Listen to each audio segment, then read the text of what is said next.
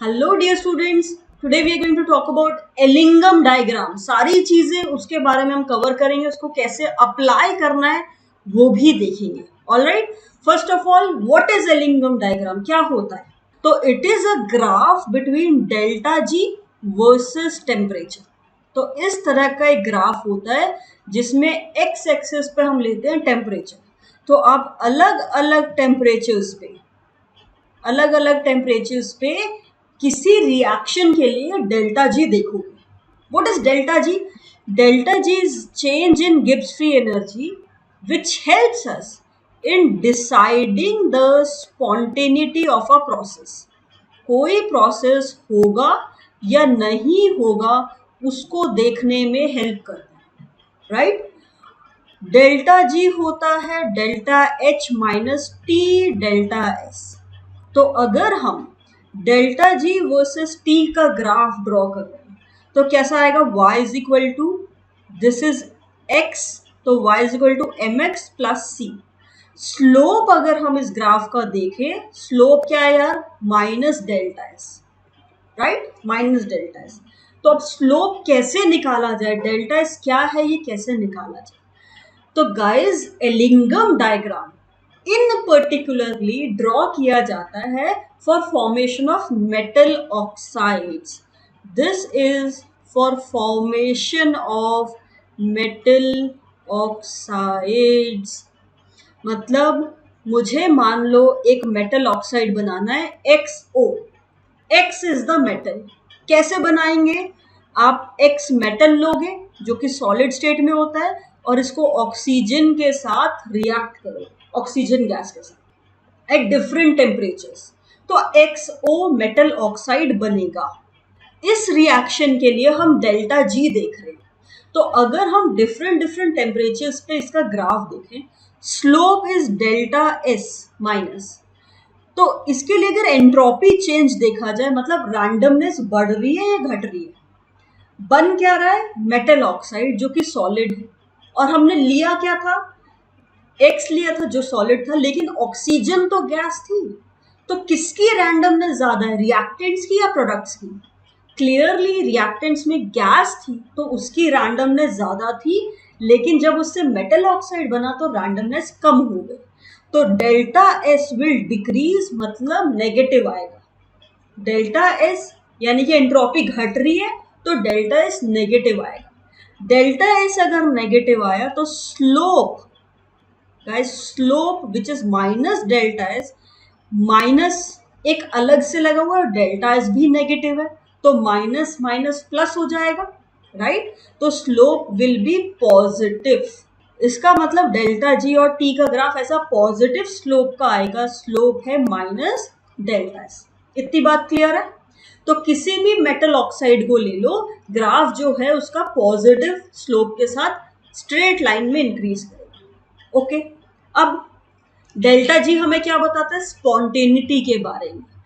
Guys, अगर delta G यानी कि गिब्स फ्री चेंज नेगेटिव है, मतलब मेटल ऑक्साइड बन रहा है फ्रॉम एक्स एंड O2, ये बनने में अगर गिब्स फ्री एनर्जी कम हो रही है तो यार ये प्रोसेस हो जाएगा, स्पॉन्टेनियस होगा।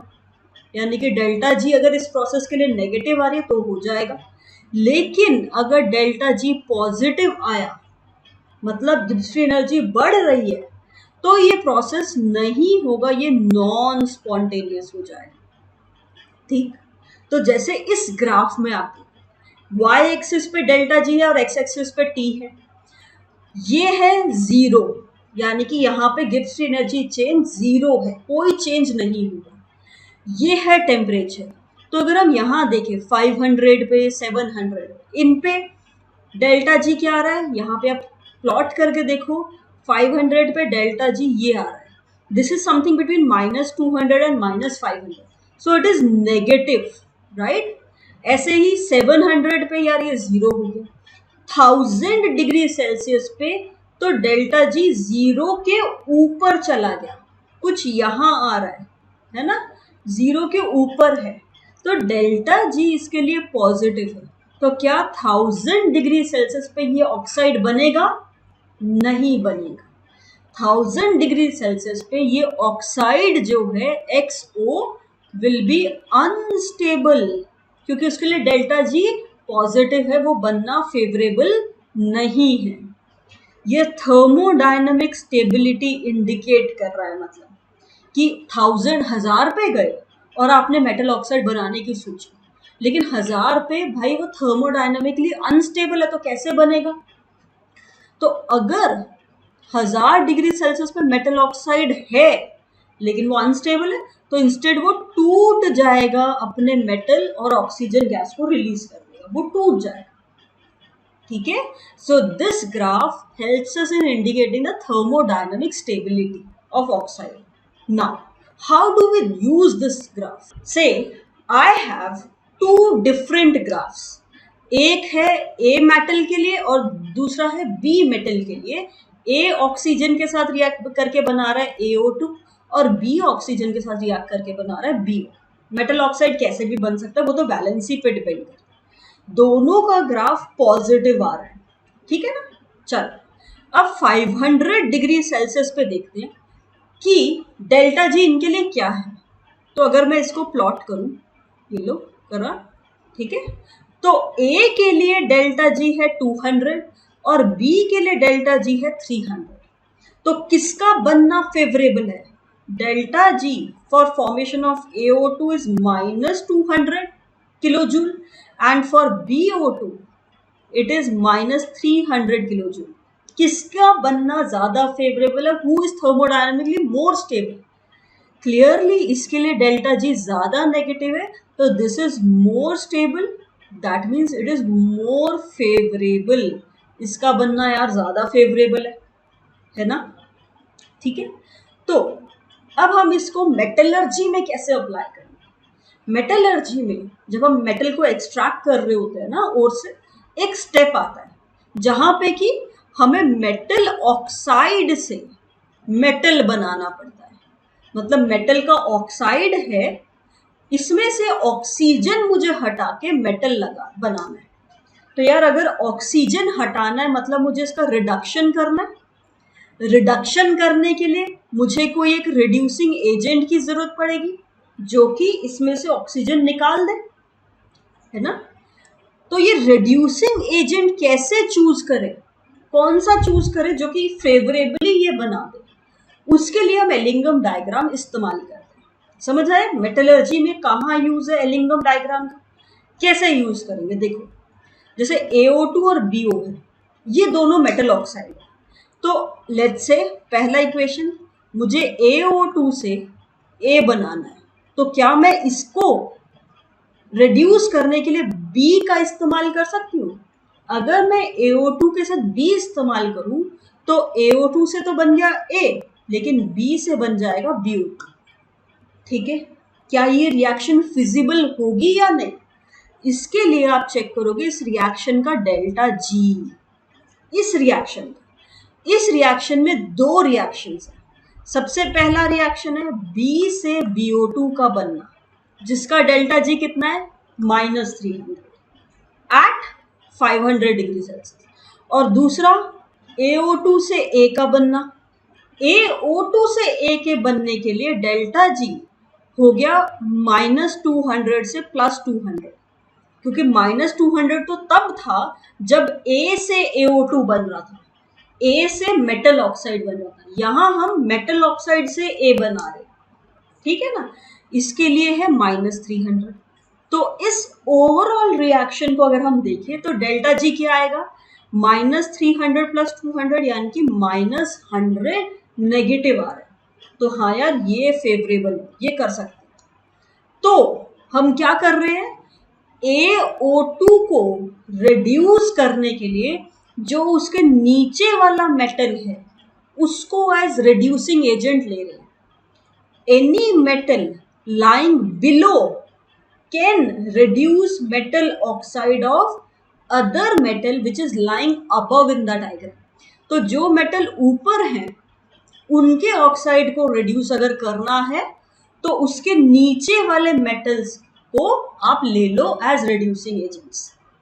ठीक है, जैसे कि यहां यहाँ पे ये एक्चुअल एलिंगम डायग्राम है for all the metals. Let's say ये जिंक ऑक्साइड बन रहा है, ठीक है।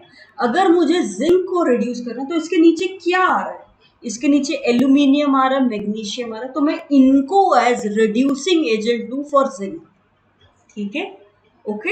एक और बात है, ये जो ग्रीन ग्राफ है वो AO2 के लिए था और येलो वाला BO के लिए था। अगर आप 700 डिग्री सेल्सियस से नीचे देखोगे, मतलब इस टेम्परेचर रेंज में कौन ऊपर है, ये ग्रीन में, यानी कि AO2 ऊपर है। तो AO2 को रिड्यूस करने के लिए मैं B ले सकती हूँ, ठीक है। तो AO2 आसानी से B के साथ रिड्यूस होके दे देगा BO2 और A मेटल बाहर निकल जाएगा। हो गया रिडक्शन। 700 डिग्री सेल्सियस के ऊपर यहां अब AO2 का डेल्टा G नीचे आ गया और BO2 का ऊपर है, तो अब मैं BO को रिड्यूस करने के लिए A लूं, A मेटल लूं, तो AO2 बनेगा और B मेटल रिलीज हो जाएगा। अब आप उल्टा नहीं कर सकते कि AO2 के लिए अब B ले लो, क्यों? क्योंकि ये अब ज्यादा फेवरेबल है एज कंपेयर टू BO, क्योंकि इसका डेल्टा G ज्यादा नेगेटिव है एट ऑल टेम्परेचर्स। क्लियर? ठीक है, तो this graph is very very helpful in identifying the reducing agent. All right, let's have a look at this question. According to the following diagram, A reduces BO2 when temperature is, A कहाँ है, ये रहा, और B कहाँ है, ये रहा। तो क्लियरली A का डेल्टा G ज्यादा है B से, तो AO2 B से कब तक रिड्यूस होगा? देखो यहां तक चलते जाओ, ये पॉइंट पे B का ग्राफ ऊपर चला गया और A का ग्राफ इसके नीचे आ गया। तो यहां तक इस टेम्परेचर तक तो आराम से AO2 B से रिड्यूस होगा, लेकिन इसके बाद नहीं होगा।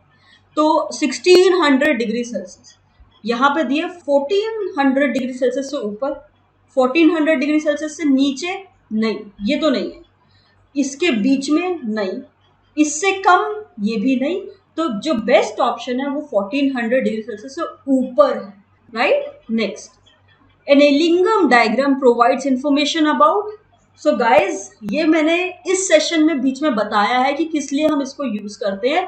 Please you have to solve it और मुझे अपना आंसर कमेंट सेक्शन में जरूर बताओ, because it also motivates me that I have been able to help you guys understand this topic. All right, now I want you guys to download our app PrepTab, because that will provide you very useful content for JEE and NEET preparation. All right, so I wish you good luck, बहुत मेहनत करो, all the best.